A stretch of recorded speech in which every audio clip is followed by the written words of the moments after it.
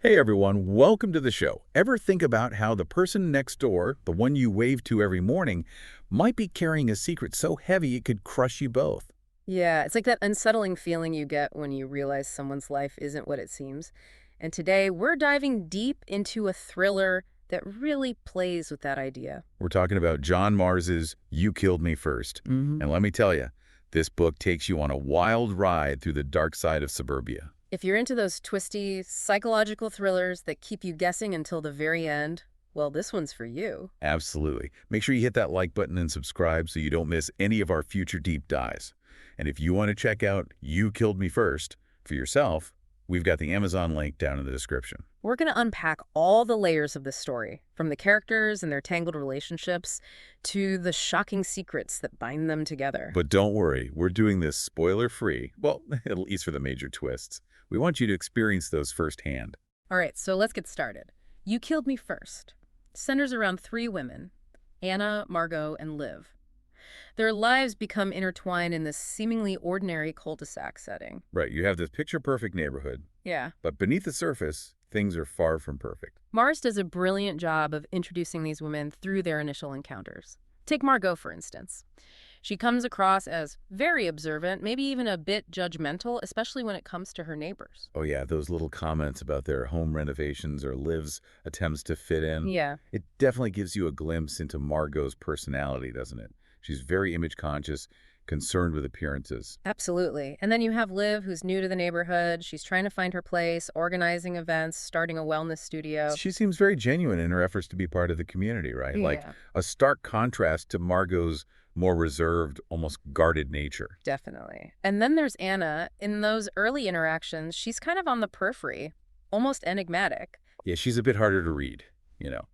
And that's where Mara's clever use of time comes in. Right. The story jumps between the present, which is 2025, and the past, sometimes decades earlier. And it's done in a way that keeps you on the edge of your seat, like you're piecing together this dark puzzle. It's so effective in building suspense. And I think to understand Margot fully, we need to go back to her past, to her time as a pop star in the Party Hard posse. Okay, so we're talking former celebrity trying to navigate life after the spotlight has faded a bit. Exactly. And it definitely impacts her. You see it in her interactions with Niku, her partner, especially with his Strictly appearance coming up. Ah, Strictly.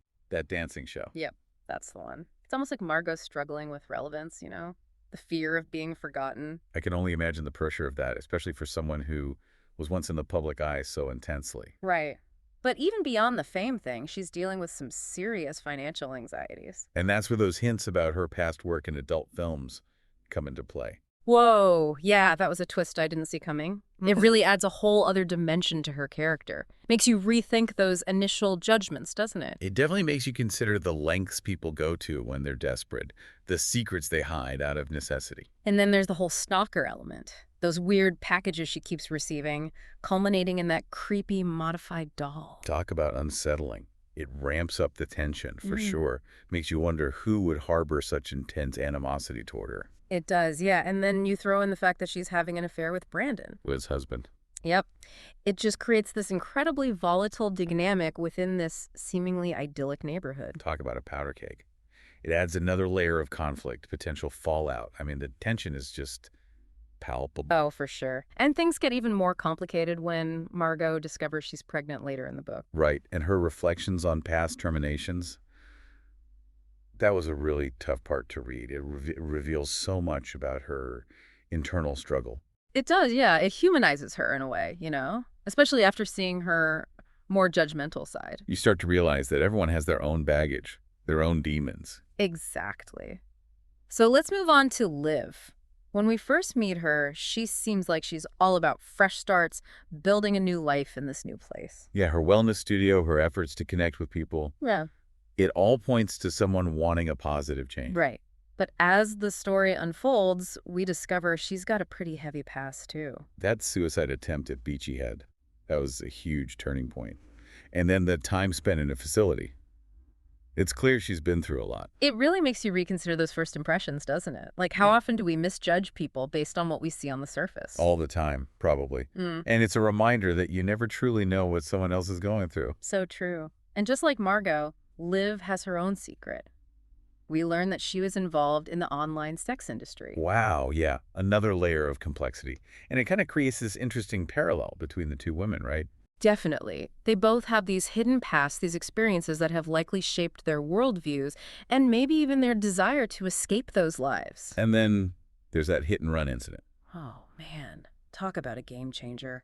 It just throws everything into question. The ambiguity surrounding the whole thing. Yeah.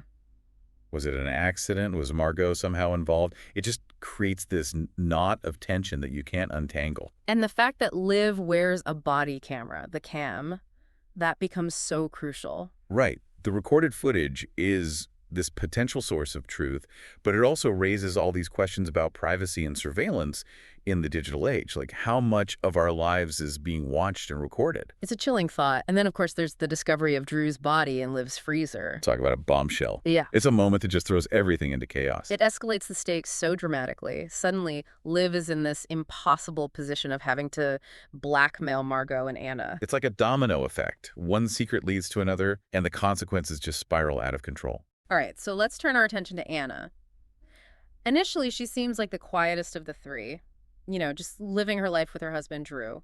But even from the beginning, there's this underlying tension in their relationship, right? Oh, absolutely.